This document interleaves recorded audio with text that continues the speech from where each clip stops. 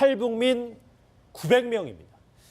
이 뭔가 분위기가 바뀌어가고 있습니다. 북한 김정은이 이 탈북자 소탕 작전에 본격적으로 나선 건데요. 전문가 두 분과 함께 이 얘기를 짚어봐야 될 것 같습니다. 먼저 강 교수님. 네. 화면 한번 나올 텐데 저 얘기를 좀 풀어주세요. 왜냐하면 북한 보안당국이 최근에 교양 자료를 뿌려서 저렇게 탈북자들을 회유하는 전략으로 원래는 탈북이란 말 자체도 쓰지 않았었는데요. 많이 바뀐 것 같습니다. 네, 이제 많이 바뀌었고요. 처음에 김정은 정권이 들어선 다음에는 뭐 중국 국경을 넘는다든가 아니면 한국으로 이제 망명할 탈북할 기세가 보이면 원천 차단하기 위해서 상당히 노력을 많이 했고요. 예. 그래서 그 법을 강화하지 않았습니까? 새로운 형법도 만들고요. 뭐 국경을 넘었다 중국에서 체포되게 되면 10년 내지 20년 교화형에 처하는 그런 법을 상당히 강화했거든요. 근데 이것만으로는 막지 못한다 해가지고 또 특히 일반 탈북자들뿐만 아니라 최근에는 이민형 탈북자라고 하는 좀 잘 사는 사람들 쪽에서 많이 고위층들이 많이 오지 않습니까? 이걸 막으려면 원초적으로 막기 위해서는 이미 탈북했던 사람들이 다시 그들을 납치하든지 아니면 유인 납북해 가지고 북한에 들어와서 그들이 방송에 나가서 한국에서 하던 생활을 그대로 이야기하는 것이 말하자면 그 각본대로 짜주는 거죠. 이야기하게 되면 오히려 탈북을 막을 수 있다. 아마 이렇게 생각한 것 같습니다. 그러니까 최근에 북한 우리민족길 사이트뿐만 아니고 조선중앙TV라든가 좌담회도 하고요. 그리고 심지어 좌담회로 끝나는 게 아니고 김옥선 씨 같은 그 제2북한 탈북민에 대해서는 다큐멘터리까지 만들어서 영화로 만들었습니다. 한 40분짜리 영화로 만들어가지고 이거를 그 각 지역에 돌리고 어떻게 살아왔고 어떻게 돼서 다시 이쁘게 했는지 그 경위를 다큐멘터리로 만들어가지고 북한 그 주민들한테 선전하면서 한국에 가면 잘 먹고 잘 살고 없지만 얼마나 혹대하고 가혹한 생활을 했는지 이 사람들이 말을 들어보라. 이런 식으로 지금 선전하고 있는 거죠. 예, 뭐 이제 바뀌었습니다. 실제로 바뀐 거 맞는 것 같습니다. 실제로 현재 중국에서도 그 탈북자로 위장한 북한의 이 요원들이 파견돼 있다고 하는데 그럼 이 요원들이 탈북자를 잡아들이는 역할을 하게 되는 건가요? 그렇죠. 탈북자로 위장하지 않고는 중국에 들어와 가지고 탈북자들과 휩쓸릴 수가 없어요. 그렇죠. 요원이라는 명칭을 가지고는 안 되기 때문에 그렇죠. 최근에는 위장 탈북엔 요원들, 자기도 탈북자라고 하는 이런 이야기를 하는 거죠. 그래서 그 탈북자 속에 끼어들어 가지고 행선지, 어디로 가는지를 그걸 미리 알아 가지고 그래서 수십 명이 잡힌 사례가 있지 않습니까? 예전보다 저 요원들이 적극적으로 나서네요. 그러니까 이런 사람들이 예전보다도 이 김정은 정권이 지금 안정화돼 가면서 김정은 정권에 타격을 주는 것이 북한 인권 문제 아니겠습니까? 그러니까 이거를 원초적으로 막기 위해서 위장 탈북시켜 가지고 위장 탈북이 아니죠. 요원으로 탈북민으로 위장해 가지고 중국에 있는 탈북민들 또 한국에 오거나 제3국에 가는 탈북민들을 정탐을 해 가지고 행선지를 파악해 가지고 가지 못하게 막거나 체포하는 경우가 상당히 많아졌습니다. 최근에도 지금 상당히 많이 체포된 것으로 알고 있습니다. 그런데 북한 당국, 그러니까 김정은이 지금 중국에 있는 탈북자, 남한으로 가기 준비하고 있는 탈북자 수천 명 다시 북송시켜라. 수천 명 할당량까지 줬다는 얘기가 있어서요. 그러니까 아마 그 동북 삼성을 비롯해 가지고 그쪽 지역에는 제가 알고 있는 것만 해도 상당히 많은 탈북자들이 있는데 이 사람들은 최근에 탈북한 것보다도 98년도, 90년대 중반, 90년도 말에 탈북한 사람들이 상당히 많습니다. 심지어 어느 언론에서는 뭐 17만 명 정도가 아직도 오지 못하고 있다고 하지 않습니까? 저도 최근에 한 탈북민을 만나게 됐는데 중국에 있다 가족을 데리고 한국으로 입국했습니다. 자기는 18년 만에 자기 딸 때문에 들어온 케이스가 있었거든요. 중국 사람과 같이 거기서 살면서 중국화 됐던 거죠. 그런데 이제 딸이 성장하면서 고등학교를 졸업하고 대학에 가야 되니까 정체성 문제가 나타난 겁니다. 어머니에 대한 정체성 문제. 그러니까 이것 때문에 국적이 없잖아요, 어머니는. 아, 잠시만요. 그러니까 북한에서 나와서 중국을 기착지로 삼고 한국에 와야 되는데 15년 못 오고 중국에 계속 있는 거예요? 10년, 15년 계속 있은 사람들이 지금 장악된 것만 해도 수만 명이 된다고 지금 알려져 있거든요. 그러니까 이런 사람들이 한국으로 가지 못하게 북한으로 다 소환시킬 수 있도록 그전에는 뭐 거기서 살았던 거 다 용서해 주겠다. 들어오면 집도 주고 이제 그러지 않습니까? 북한에서 그 교육 자료가 그렇거든. 그 우리 민족끼리 사이트나 보면 다 용서해 준다. 장군님의 광폭 정치로 다 용서해 주고 그전 지난 날의 건 다 잊어버리니까 더 오히려 살기 좋게 집도 주고 다 할 테니까 다 들어와라. 또 중국에 있는 탈북자들만 아니고 한국에 있는 탈북자들을 데려오라는 임무가 지금 최근에 많이 떨어졌다고 합니다. 그렇군요. 저희가 중국에 거주하고 있는 이제 전직 탈북 브로커 이 분을 취재해서 상황을 한번 직접 들어봤습니다. 그 어느 때보다 지금 탈북이 힘든 시기라고 증언했는데요. 그 목소리 한번 같이 들어보시죠. 우리가 한국에 따로 배치가 이제 결정되면서 이제 중국 공안이나 모든 기관들이 이제 탈북자들에 대한 정책을 강화하기 시작했고, 특히 이제 압록강 도망감지요. 탈북자로 이제 의심되면 이건 검문에 단속해가지고, 그전에 비하면 이제 상당히 강화됐죠. 부르는 게 같이 됐고, 브로커들도 많이 이제 참석하고, 돈을 받고 협조해주던 이제 공안 그 사람들도 활동을 중지하라고 이제 그런 상황이죠. 예, 뭐 보통 탈북이란 게 중국을 거쳐서 한국에 오기 마련이기 때문에 예. 중국의 도움 없이는 탈북자 검거 같은 게 참 힘들 것 같아요. 모든 탈북민들이 한 8, 90%는 다 중국을 거쳐옵니다. 물론 중국 거치지 않고 오는 사람들은 고위층들, 엘리트 계층들이 이제 유럽이라든가 동남아시아에 나가 있다, 뭐 무역 일꾼들이라든가 하는 사람들 외에는 8, 90%가 다 중국을 거쳐서 그 다음에 종착지가 기존 자기네들이 북한을 떠나면 중국에 왔다가 그 다음에 제3국, 뭐 몽골을 거치던 라오스를 거치던 베트남을 거치던 태국을 거쳐 이렇게 오는 사람들이 상당히 많은데 이 과정에서 중국이 결심만 하게 되면 다 체포할 수가 있는 거죠. 그렇죠. 지금도 중국이 장악하고 있는 어디에 어느 곳곳에 탈북민들이 있다고 장악하고 있는 것만도 수천 명에 달한다고 합니다. 그러니까 결심만 하면 하는 거죠. 그러니까 예전에는 공항 검색 때 그냥 탈북자가 지나가도 중국이 검색을 안 했는데 요즘은 북한의 도움을 받아서 그러니까 같이 한다면서요, 속탄 그렇죠. 작전을. 서탕 작전을 같이 하는데 아까도 말씀드렸지만 탈북으로 위장해가지고 탈북자들 속에 대열에 끼우는 거죠. 대열에 끼워가지고 행선지 이걸 다 알기 때문에 불시 검문하고 아니면 뭐 기차 안에서 불시 검문하던가 아니면 집 있지 않습니까? 가택에 직접 침수하는 이 기수하는 이 작전은 위장 탈북인이 없으면 할 수가 없는 겁니다. 아무리 공안이 뭐 많이 장악하고 있다고 해도 이 정도의 행선이나 어디에 있는지 위치를 모르는데 위장 탈북인 사람들 때문에 정보 요원들 때문에 이런 그 행선지라든가 아니면 그 주거 지역에 기습 침입해가지고 떠나는 찰나에 체포되는 확률이 상당히 많거든요. 이건 공안이 중국 공안국이 협조하지 않으면 상당히 어려운 거죠. 예, 일각에서는 그래서 이렇게 중국이 적극적으로 도움을 행사하는 데에는 사드 보복의 일환이다. 뭐 이런 얘기들도 있어요. 그러니까 한중 관계가 좋을 때는 또 이런 관계를 또 없앱니다. 한때 그 박근혜 전 대통령이 중국에 가서 2015년도죠. 9월 1일 날 한중 관계 상당히 좋아지지 않았습니까? 그래. 이때는 또 탈북민들에 대한 중국에 나와 있는 탈북자들에 대한 검거나 소탕 작전이 좀 느슨해집니다. 그리고 잡더라도 거기서 범법 행위를 하지 않는 사람들 외에는 잡지 말라는 지시까지 떨어진 적이 있었거든요. 그런데 최근에 와서는 한중 관계가 소원해지고 특히 사드 문제로 중국이 압박을 받고 지금 우리 저 미국하고 지금 관계가 안 좋지 않습니까? 예. 그리고 인권 문제로 계속 이런 문제가 들고 나오기 때문에 중국에서는 차라리 탈북자들을 다 체포해가지고 불경 아닙니까? 불경 입국이라고 하기 때문에 그러니까 국경을 불법으로 넘었다고 해가지고 그 사람들은 체포하는 데 대해서는 문제가 없습니다. 중국 법에 되어 있기 때문에. 그렇죠. 예. 그렇기 때문에 다 체포해가지고 보내는 것이 오히려 낫다. 왜? 이런 사람들이 대량으로 한국에 갈 때 문제가 더 심각해지기 때문에 사전에 차단해서 북한하고 손잡고 넘겨버리는 게 낫다는 그런 식으로 지금 방향 전환이 된 것 같습니다. 지금 탈북이 너무 어려워서 뭐 탈북 비용도 4배나 뛰어서 뭐 15,000달러까지 육박한다는 뭐 탈북 브로커 비용도 그렇게 들리고 있어요. 지금 사실 북한 탈북자들을 안내하다가 현지에서 현지인들이나 조선족이나 한족들이 안내하다가 체포된 사람들이 수십 명이 달하고 체포되게 되면 지금 7년의 징역형을 매긴답니다. 그러니까 이게 엄청난 거죠. 탈북자들을 구출하던 안내해서 제3국을 옮기다가 그것이 발각돼서 들키게 되면 그 안내자는 조선족이든 한족이든 간에 7년이라는 징역을 매기기 때문에 엄청난 겁니다. 그러다 보니까 자기 목숨을 걸어야 되기 때문에 아마 돈이 좀 높아진 것 같습니다. 예, 강 교수님 저 한번 화면 보실게. 저게 아직도 좀 뒷얘기들이 많아서 저 일가족 북송 중에 5명이 이제 모두 집단 자살한 사건. 저 북한 간부로 알려졌는데 강 교수님이 혹시 중국 쪽을 통해서 들으신 거라든지 혹은 고위 간부라는 설까지 있어가지고 어느 정도 파악이 돼요. 그러니까 저런 이야기는 이제 탈북자들을 안내하던가 도와주는 이제 브로커들, 일명 브로커죠.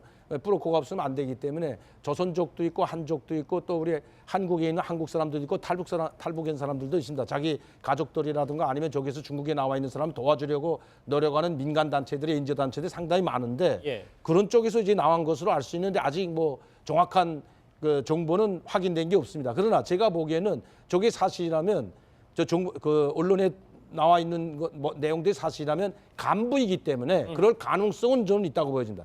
일반 탈북민은 들어가도 뭐 교화용에 좀 했다가 한국에 가지 않고 나는 중국에서 돈 벌러 갔다, 약을 구하러 갔다, 먹을 걸 구하러 갔다고 계속 뽀기기만 하면 얼마든지 뭐 몇 년 안 먹고 나올 수가 있는데 저런 간부 같은 경우는 문제가 달라집니다. 상상할 수 없는 고통을 당해야 되기 때문에 그걸 알고 있기 때문에 자살할 확률이 상당히 높다는 겁니다. 예, 백 팀장님 그런데 이렇게 강제 북송을 앞둔 탈북자들이 있는가 하면 또 반면에 자진해서 그렇습니다. 재입국을 원하는 탈북자들도 종종 있다 뭐 이런 얘기가 있어요. 그렇습니다. 그 2015년 3월이죠. 함경북도 온성군의 협동농장의 반장으로 일하는 41세 된 강모 씨가 예. 내연녀 25세와 함께 탈출을 했습니다.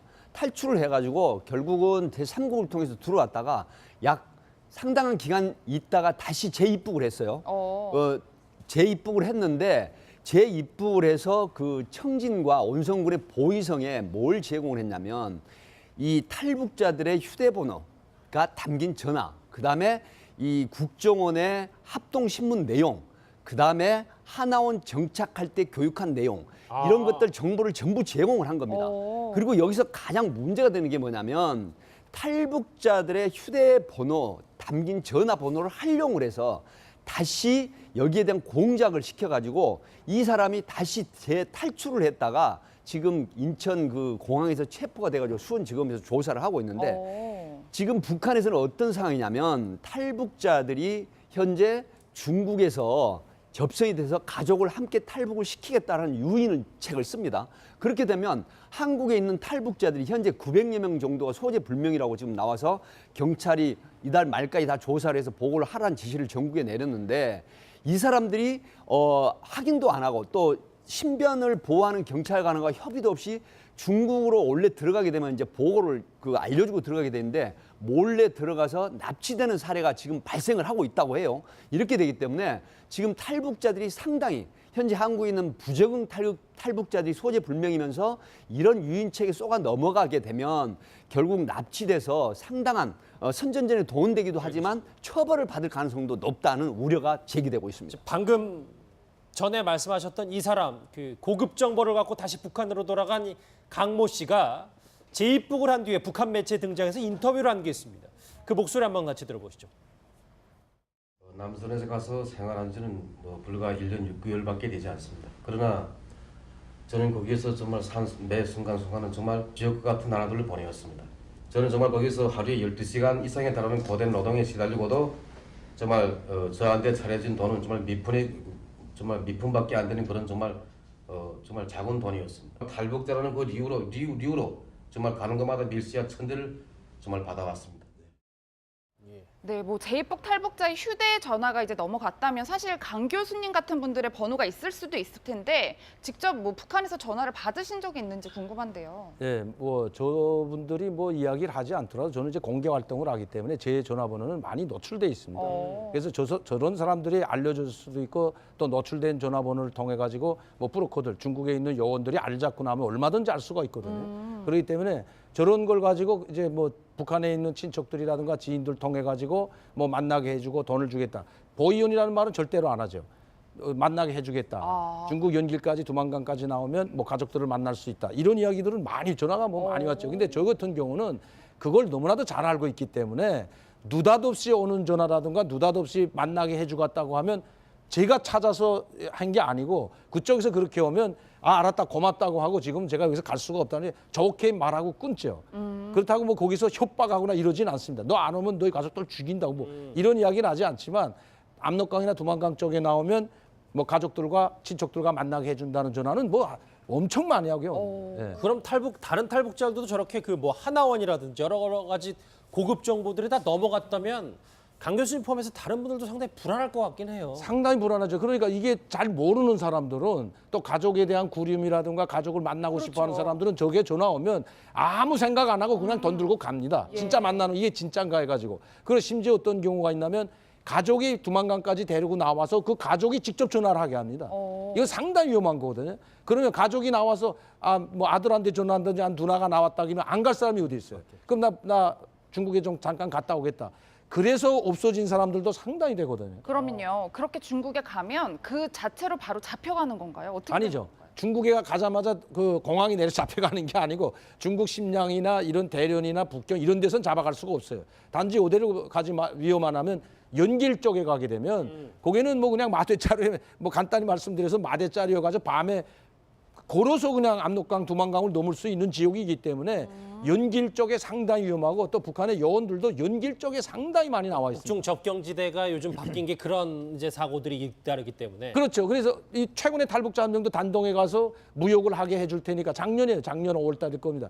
5월 달에 가가지고 그 단동 지역에서 납치돼서 북한으로 넘어갔거든. 북한 납치됐거든 실제로. 그러면 무역하겠다. 너 무역하고 너 무역 관계 때문에 우리 북한 만나자 해가지고 단동에 가서 납치돼가지고 넘어간 사람이 실제로 있어요. 물론 아직은 뭐 납치로 보는데 그 친구는 안 나왔습니다. 우리 민족끼리 TV에도 안 나오고 조선중앙TV도 아직 안 나왔기 때문에 정확한 건 알 수 없지만 어쨌든 납치인지 자진 입국인지는 모르지만 넘어갔거든요. 그것도 제가 아는 사람이 넘어간 거죠. 예. 북한도 바뀌었고 중국의 도움도 받으면서 지금 탈북자 소탕 작전이 정말 본격적으로 이루어진 것 같은데 백 팀장님, 저 주제를 보시면 뭐 배신자 다 데려와라는 김정은의 말도 있지만 소식 끊긴 900명, 그러니까 소재불명의 탈북민이 저는 900명이 되는지는 예. 처음 알았어요. 네, 그 지난번 제가 이 뉴스 특급에 나와서 그렇죠. 그 소재 불명된 그 상당히 비상 상황이 벌어지고 있다라는 측면이 지금 현실적으로 보도가 됐는데 경찰청에서 발표를 한 겁니다.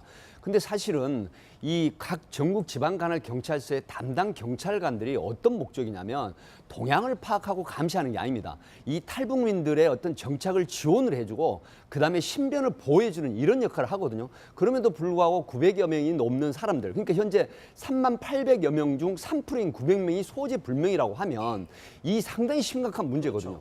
이 중에 지금 보안 쪽에서는 공안이나 보안 쪽에서는 어떤 상황을 보고 있냐면 혹시 소재가 끊긴 사람들이 재입국됐거나 아니면 납치가 됐거나 또는 또 고첩이라든가 국가 그 안전보위부에서 파견된 중국에 여행했을 때 접촉을 하고 다시 와서 소위 한국에 이해한 그런 행동을 하지 않는가 측면도 분명히 존재를 하기 때문에 첩이라는 건 고정간첩 말씀하시는 그렇죠. 거죠? 그래서 900여 명의 소재 불명을 이달 말까지 빨리 파악을 해서 보고하라는 측면은 아마 이게 이제 이 보고가 이루어지고 나면 9월 달부터는 여기에 대한 본격적인 대책이 세워지지 않을까 그런 분석이 됩니다. 예. 예, 탈북자들은 사실 한국의 하나원에 졸업하게 되면 약 2년간, 일반 탈북자들은 한 2년간 정착 때문에 관리를 보안계가 맡아서 해요. 그런데 인원이 너무 많기 때문에 이 한계가 있습니다. 사실 그것도 관리를 2년 정도 뭐 정착할 수 있게 도와주고 감시 사찰이 아닙니다. 감시 사찰은 문제가 심각한 거죠.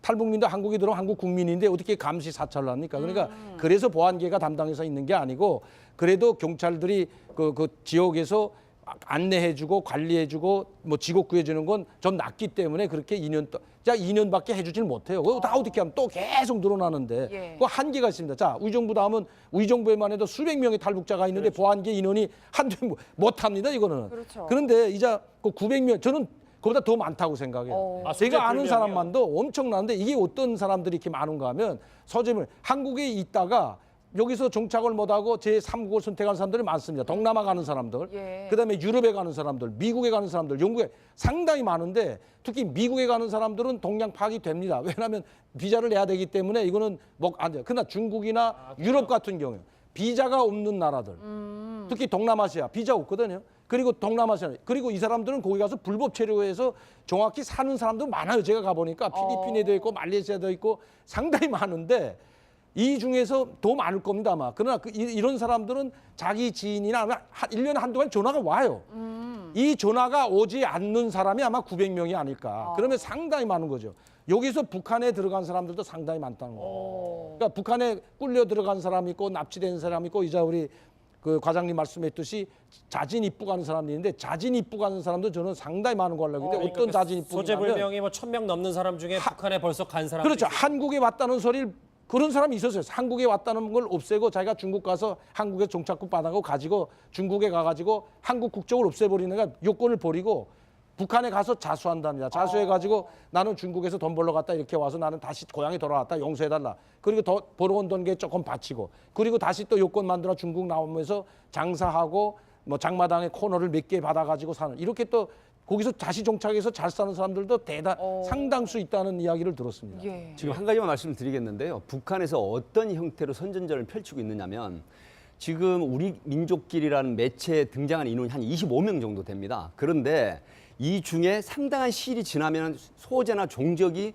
행방불명인 사람이 또 많이 나오고 있어요. 근데 뭐가 문제냐면 현재 단기적으로 북한에서는 자 탈북을 했다가 다시 북한으로 들어오는 사람에 대해서는 엄청난 환대를 해준다. 어떤 거냐? 아파트도 주고 교화소라든가 뭐 요독 수용소라든가 이런 곳에 보내지 않고 대우를 해준다. 이제 이렇게 지금 선전전을 펼치고 있거든요. 그런데 여기에 속아서 우리 강 교수님 설명처럼 실제로 자진 입국한 사람도 있고 또 보위성 직원하고 중국에서 접촉이 돼가지고 대동 입국을 한 사람도 있다고 하는데 이 부분들이 과연 장기적으로 지속이 되느냐 아니라는 것이죠.